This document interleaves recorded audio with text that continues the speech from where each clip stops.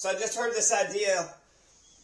I just heard somebody said that it was a good idea to keep Saddam Hussein in power. It was a good idea.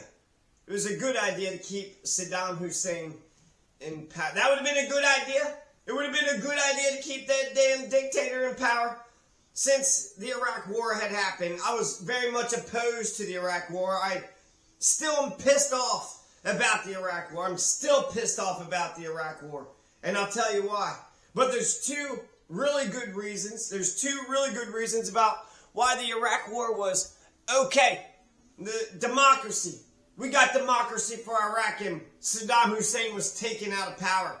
He was taken out of power. How long was Saddam Hussein in there? Saddam Hussein was in there for, 57 years? He was a goddamn dictator.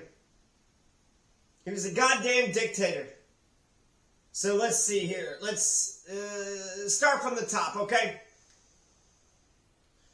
The Iraq War is bullshit. And I'm pissed off about it for a whole bunch of reasons. Even when Donald Trump had called Jeb Bush out saying that they lied. They lied about the Iraq War. He's right. I'm glad that he pointed it out. In terms of intensity of opinion, I was against the Iraq War as anybody could have been. And I'm still opposed to it if we want to withdraw or not. It's just that we've been in there for so long. I was afraid the world was going to attack us. I was afraid that Iraq was going to reject us.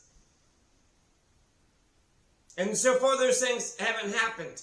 We withdrew out of Afghanistan. We could have got out of Iraq. I don't know how unpopular we are in Iraq. It almost seems like it's just more of a matter of principle at this time. Because we've been in there for so long. But we've been an empire for a really long time. So let's start off at the top. The first point. Saudi Arabia attacked us on 9/11. Saudi Arabia attacked us on 9/11. And so when it comes to, let's take a look at the 9/11 hijackers. Who were all part of the 9/11 hijackers? You had an Egyptian. You had Saudi Arabian, one Egyptian, 4 Saudi Arabians, 2 United Arab Emirates, another 7 Saudi Arabian, 1 Lebanese. So how many do we have here total? 19 hijackers. 1, 2, 3, 4, 5, 6, 7, 8, 9, 10, 11, 12, 13, 14, 15 of the 19 hijackers. 1 Egyptian, 1 Lebanese, and 2 United Arab Emirates. So 15 of the 19 hijackers on 9/11 came from Saudi Arabia. Okay, so Saudi Arabia attacked us. So why the fuck did we invade Afghanistan? Why the fuck did we invade Iraq? Why did we invade these countries that had nothing to do with 9/11? They had nothing to do with 9/11. Now you might say, well, Bin Laden was but he was in Pakistan. We said he was in Afghanistan, but he was in Pakistan. And he just encouraged it. Did he finance it? Was he there? Saudi Arabia. It makes no fucking sense. Person A hurts person B, so person B hurts person C. So shit just keeps running downhill, right? It's like the boss insults the man, and the man insults the wife insults the kids insult the dog. Saudi Arabia attacked America on 9/11. We turned around, we invaded Afghanistan, we invaded Iraq. And then George W. Bush named Iraq, Iran, and North Korea as being part of the axis of evil. Okay, North Korea, terrible dictatorship. Iran, terrible dictatorship. Name them the axis of evil. North Korea immediately gets nuclear weapons. Iran starts to develop their nuclear weapons. And again, what does Iran and North Korea and Iraq and Afghanistan have to do with Saudi Arabia? Why did we just let Saudi Arabia completely get away with 9/11 without punishment? We even blocked folks who want to sue Saudi Arabian officials for 9/11. We flew the Saudi Arabian officials out of the country nearly immediately. Why? Yeah, Saudi Arabia's got a bunch of oil. Yeah, Saudi Arabia has Mecca and Medina. These are 2 holy sites for Muslims. Terrorism is terrorism. So if we're going to be legitimate, we have to go after the perpetrators. Those who perpetrate, you have to go after. You can't just hit another innocent. They hit us when we didn't do nothing, and then we're going to hit somebody that didn't do anything. That makes no sense. You got to go after the ones who perpetrated. Saudi Arabia should have been our main target that should have been our main country. They harbored it. They financed it. They produced the people that did it. Terrorism as a tactic is a shitty tactic. Attacking civilians for political reasons. So you could boycott, even sabotage. You know, people aren't getting hurt, but you could boycott, you could divest, you could sanction. Sabotage, which is property. But to attack a civilian, to attack the old people, to attack the women, to attack the children. Oh, why'd you attack the children? Well, I really believe in democracy. Oh, okay. You murdered the children because you believe in... They would have been the voters. That doesn't make any sense. A lot of the kings and the conquerors, of the past were smart to wipe out the ruling class of the state and then keep the population for their own. It makes me think of Vietnam. If we would have stayed in Vietnam, wiped out Vietnam, what would we have gained? We would have, gained a piece of ground, I guess. For the time being, we would have had to militarily occupy it. But the whole world would have seen that we're on some bullshit. We don't have any legal authority. We don't have any moral authority. We're just going around saying that we got more guns and bombs, so we get to fucking take your shit. So how does China and Russia not immediately start to attack us? How do they not sabotage? How do they not do terror? How do they not... I don't think we win anything by wiping out everybody in Vietnam and saying this land is ours. That doesn't win us anything. We were in Vietnam to win hearts and minds. Okay, so that's the first point. Why was the Iraq War bullshit? Because Saudi Arabia did it. The second point. When 9/11 happened, everybody was terrified. Everybody was shaking in their boots. Our civil liberties were curtailed. The NSA started their massive wiretapping program. Edward Snowden is in Russia today because he's got morals and principles. He says that you can't have a good conversation, a private conversation with your loved ones if somebody is sitting there recording anything and everything that you do online or on your phones. You can't have a real conversation. He admired the days when we had freedom. So the NSA wiretapping program blows up our Fourth Amendment. Our Fourth Amendment to the Constitution says nobody can be spied upon unless a warrant is issued. My God, they go after the First Amendment, Second Amendment, Third Amendment, Fourth Amendment. I think we got about 50 to 60 freedoms. But it looks like some people think we don't have any freedoms at all. You want everybody to be on some fucking law of the jungle shit? Anybody and everybody doing whatever the fuck they want to do? Get people onto the law. Get people onto the Constitution. That means you get to peacefully protest. You get to petition. You get to do some religion. You get to speak. You have the right to press. You have a right to speak out. And the Fourth Amendment says that you can't search our houses unless you got a warrant signed by oath and specifically saying the name and specifically saying what you're looking for. The Homeland Security Department was created, at best, this is a redundant organization. So when 9/11 happened, then we're going to go to war with Iraq. Nobody spoke up. Nobody said shit. Everybody was terrified because it's easy to go to war. Declare who the enemy is and then denounce the dissidents for their lack of patriotism. Michael Moore goes to the Oscars. He tries to speak out against the Iraq War. He gets booed for it. The Dixie Chicks just had some offhand. You had, Steve Martin said that the Teamsters were loading Michael Moore into the trunk of a car or some shit. The Dixie Chicks made some offhand comment in Europe, and then everybody lost their fucking minds. They said they're ashamed to be from the same state as George W. Bush, Texas, right? So Fox News supporters, they were taking their tractors and they were driving over their CDs. Everybody was scared to speak out. The Iraq War chilled freedom of speech. And that's our first freedom. Like I said, we got 50 to 60 freedoms.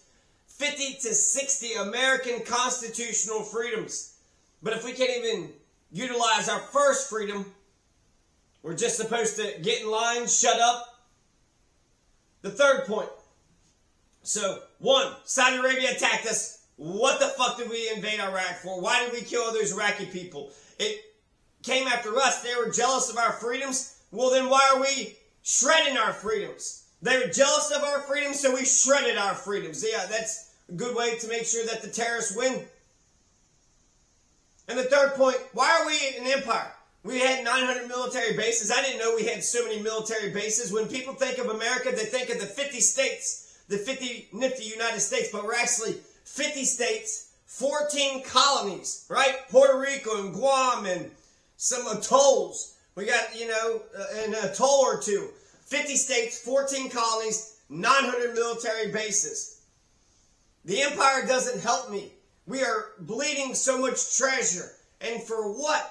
I mean, my guess is maybe it helps me in some respects. Maybe it does, maybe it doesn't. I don't know. I can't tell. I can't make really heads or tails of the situation. Does it help me with security? I don't know. Are we meddling in these guys' affairs? And so now they're going to, bomb us on 9/11? 9/11 had a lot to do with Palestine. And here we're still fucking with Palestine. So I'm not for sure if it offers me security or not. If we keep meddling in their affairs, well, then it's going to come back to us. It's going to be blowback. So I don't know if having an empire actually gives me security. Sometimes it seems like it's the opposite. When we have focus on these other nations, we develop these military programs for them, but I see how those programs can come back and be used to oppress us. A lot of times military members come home, become cops, and they start shooting us. More specifically, Chris Kyle, right? He was sniping us from the dome, that's what he said. Either he's a fucking liar or he was sniping us from the Superdome. So you went to Iraq to defend us, and then you came back and started shooting us? More specifically, JFK. JFK got Diem killed in Vietnam. The CIA killed Diem. That was our guy. That was our Catholic leader in South Vietnam. So they say it's terrible to be America's friend, but it's even worse. It's terrible to be America's enemy, but it's even worse to be America's friend. So JFK uses the CIA to kill Diem in Vietnam. The Bay of Pigs. The CIA had steered JFK wrong with the Bay of Pigs, and he was going to try to smash the CIA to 1 million pieces. 3 weeks after Diem is killed in Vietnam, JFK is going to get killed by the CIA. Just like Robert Kennedy was killed by the CIA. And I wonder if it was the same damn people that killed Diem in Vietnam. Are they the same ones that killed John and Robert Kennedy? I don't like what we're doing in Palestine. I don't like the 2020 attempted coup of Venezuela. The 2002, Hugo Chavez is elected. Well, we want the oil, and we don't want socialist countries being so close here in our hemisphere. This is just the shit that we know about. But what about the other countries? What the fuck are we doing in Cameroon? We just got booted out of Niger. So $100 million base is just sitting there for people in Niger to take. Cameroon, you got that dictator who's been in there for 40 years. We're supposed to be there fighting terrorism on his behalf? Well, the people that he thinks is terrorists could very well be the freedom fighters. It's a matter of perspective. I mean, we want to have war on terror. Is war not terrorism times 10? So when I look at what we're doing around the world, the things that we know about, I don't even know if I don't like some of the things that we're doing. I like us defending Ukraine. I like defending Ukraine. You're supposed to treat others the way you want to be treated, and thou shalt love thy neighbors. Don't covet thy neighbor's goods. Don't kill. Don't steal. But injustice anywhere is a threat to justice everywhere. If one nation invades another nation, that's the whole point of the United Nations, is to save that nation. To all of us band together. Make sure Germany doesn't invade Italy. Make sure Italy doesn't invade Ethiopia. Make sure Ethiopia doesn't invade Mozambique. If Ethiopia tries to invade Mozambique, the United Nations condemns it, and then we stop and we defend Mozambique. Those are good things. But when I think about 900 military bases, what other Asian and African, South American countries are we in?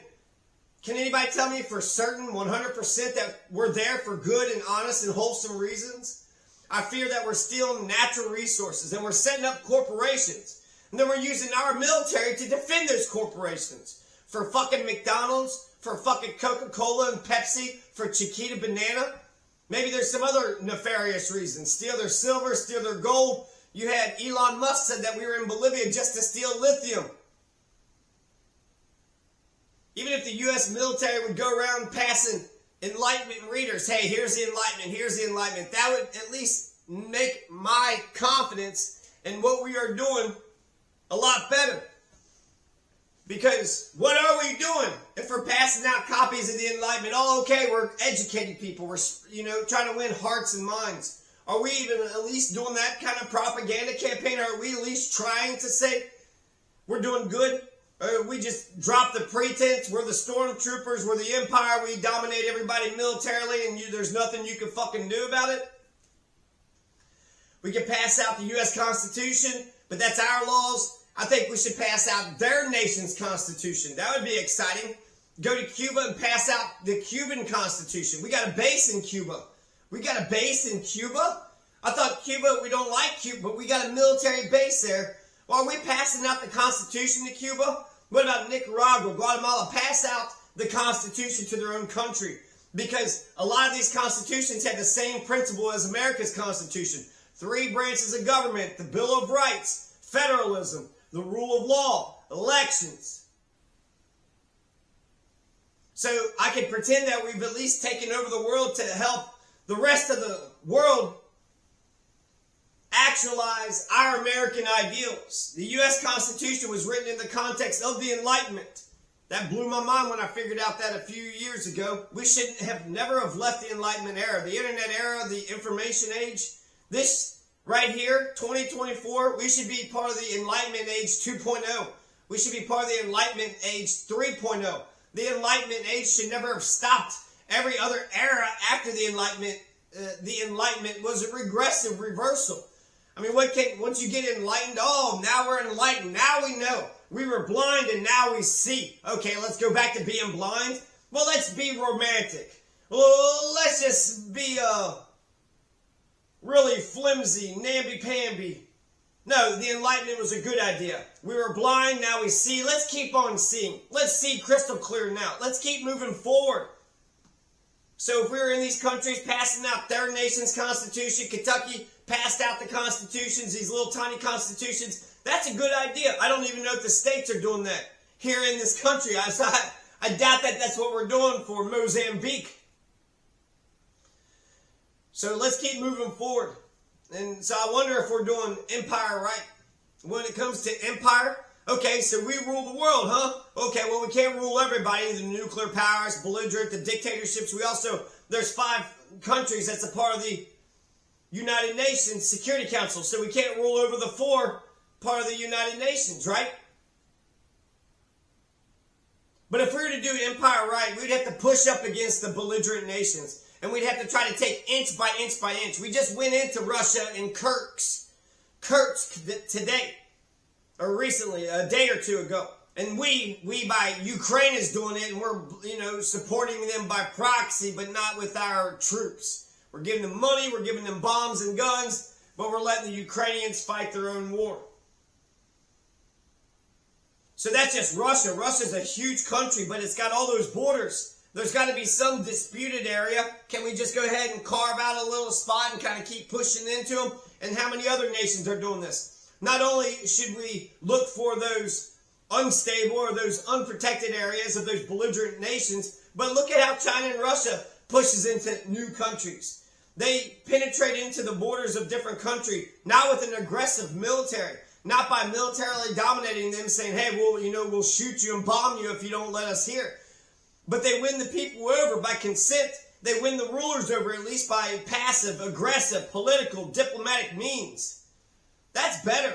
If Mexico wants us to be there with the U.S. Embassy, I wonder if we actually offered a referendum to the South America and Latin America, if they would just choose to be part of America. We don't have to invade Mexico. We don't have to invade Canada. We don't have to invade Bolivia and Argentina and Venezuela and Colombia. Why? Because they'll just accept them being part of the American states.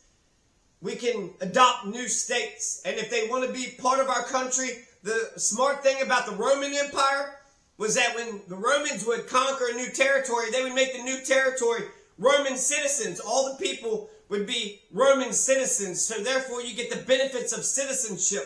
We're not even doing that. We still have colonies. Puerto Rico is still sitting there, a damn colony. They're not American citizens. They're just nationals. What the fuck does that even mean? Well, they're Americans, but they just can't vote. Well, that's not really being American now, is it?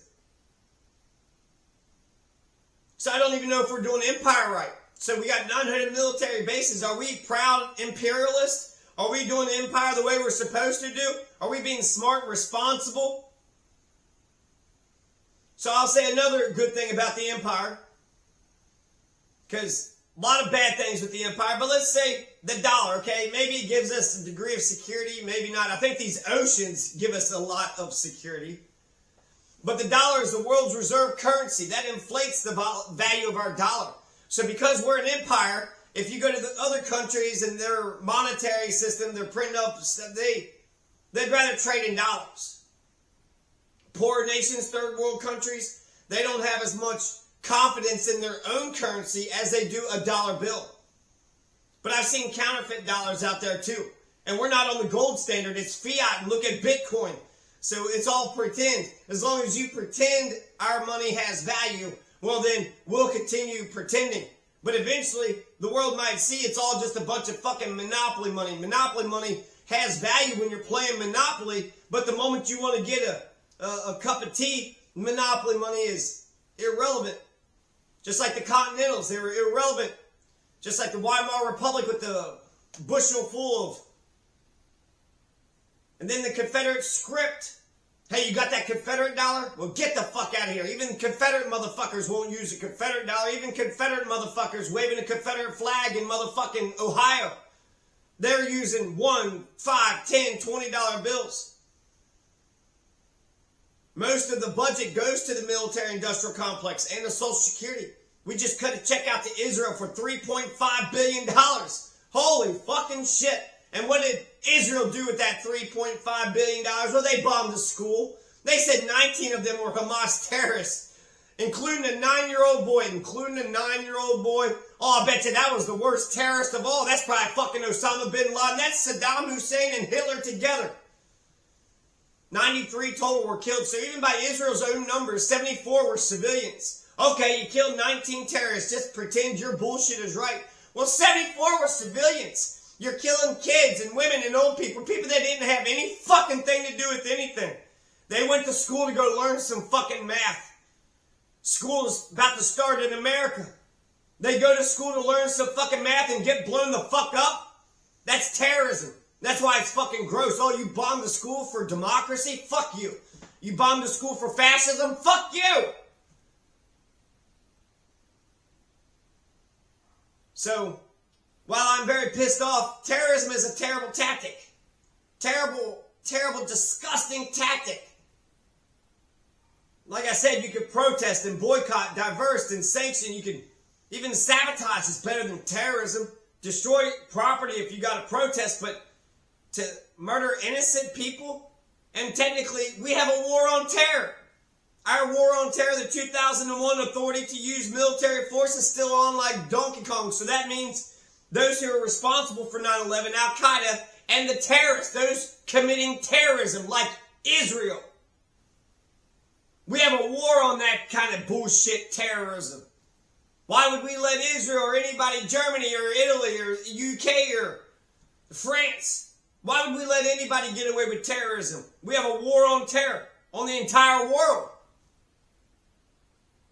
So I think just printing up these billions of dollars for the military-industrial complex, that hurts the dollar. Milton Friedman says that we need to keep the monetary system, the monetaryism, we need to make sure we're not just printing up a bunch of money. We need to restrict the money supply, not restrict it, but we need to maintain it. Just gradually print up money. Just gradually print up money so that way inflation doesn't go out of control. The main reason we have inflation is because of the dollar bills that we're printing up. But that's just economics 101. That's if you're a capitalist. So if you're a capitalist, well, then you definitely know Milton Friedman. So we're wasting billions of dollars when we got problems here. Police brutality, poverty, homelessness. There's an underground homeless spot in the sewers in Las Vegas. So we're going to let Americans live in the fucking sewers. We'd rather do that because why? To let the banks fucking rob and rape the shit out of us? To let the fucking fascist fucking system do whatever the hell they want? To let the cops shoot whoever the hell they want to shoot? We're the richest country in the world. And every city's got a homeless population. And the homeless population is very much, it's a problem that can be solved. Only 500,000 out of 330 million Americans. 333 million Americans only 500,000 are homeless. Meaning if we all chipped in $5 we could build everybody homes. And if we were to build 500,000 homes for the homeless, say they all get $10,000 homes, that's $5 billion. Well, we just gave Israel $3.5 billion. That's on top of the other billion, so we've given them $20 billion already. $20 billion. That means we could have got the homeless 4 houses apiece. Every single homeless person in America, with the amount of money we've given to Israel, just give to Israel to bomb a bunch of kids in Palestine, we could have built 4 houses for our own homeless. So we're going to sit there and say we're going to give the military unlimited money to maintain the empire for the plutocrats and the oligarchs and for all these foreign countries and for the goddamn central bank system, while our own people languish in the sewers. Gavin Newsom, the governor of California, just spent $20 billion to build homeless, to build houses for the homeless, no, to tear their encampments down. So California has $20 billion to fucking waste. Hey, California, you got $20 billion to waste? Sure, they do. You're not building fucking tiny homes. You don't want the homeless there. You don't want to encourage the homeless there. So then why doesn't the state of California buy some cheap land in Utah or Nevada or Idaho or Montana? Put the homeless there. If anybody actually gave a shit, it's the United States. A lot of people say that if a state takes care of it or a city takes care of it, everybody will flock to that city. So that means it's up to the United States of America to take care of the homelessness. We got billions and billions of dollars to blow up a bunch of Palestinians, but we don't have a fucking penny, not one shiny copper penny for a homeless person. So when a homeless person says, hey, can you spare $1 and you give them $1, know that you're better than the U.S. government. Gavin Newsom could have built the homeless of California $140,000 homes, not just tiny little $10,000 homes, but each one of the 170,000 homeless folks in California could have got themselves $140,000 homes. So Gavin Newsom is out there by himself, right, trying to fucking tear up homeless people's shit. United States just wasted a bunch of money giving it to fucking Israel so they can do whatever the fuck they want to do, making us their bitch. So we could do better than this. For love and compassion, for love and compassion's sake, we don't have a damn dollar, but for murder and bloodshed, we got billions of dollars. Do not kill the civilians. Spare the people. Don't kill the old, the women, the children, most of the men. Don't kill the population. Go after the military targets. The U.S. Code, terrorism is the killing of innocent people for political purposes. Tim McVeigh, when Tim McVeigh blew up Oklahoma City building, that the Robert P. Murrah building or whatever in Oklahoma City, was that back in 95 or 93? Well, we're going to execute Tim McVeigh for being a terrorist. Okay, he blew up a government building, but there was a daycare in it, and a bunch of kids got killed. You know what he said about the kids that died? Well, they're just collateral damage. Just collateral damage. Well, he was part of the U.S. military. That's where he learned that language from. So the authorization to use military force, the bill used to justify invading Iraq and Afghanistan, said that we could go after Al-Qaeda, those who caused 9/11, and that's it. And we haven't declared the war on anybody since World War II. So the Iraq War destroyed the Fourth Amendment, blew up the Bill of Rights. It's also blown up the Constitution. Congress last formally declared war in 1942 when it declared war on Hungary, Bulgaria, and Romania, which are aligned with the Axis. So 1942, Congress has the power to declare war, and that's a good thing because the executive has to at least convince Congress that their damn war is good. Instead, Obama could just take over Libya whenever the fuck he feels like it. We could just pass out bombs and guns, and whenever the fuck the president does whatever the hell he wants to do. So Congress, we're blowing up the Constitution with the War Powers Clause. We're blowing up the Fourth Amendment with the NSA wiretapping program. We have 3 branches of government for a reason. Congress has the power to declare war, not the executive branch. And then when we get ourselves stuck into these fucking wars, and then we can't figure out, it took 25 years to get out of Vietnam.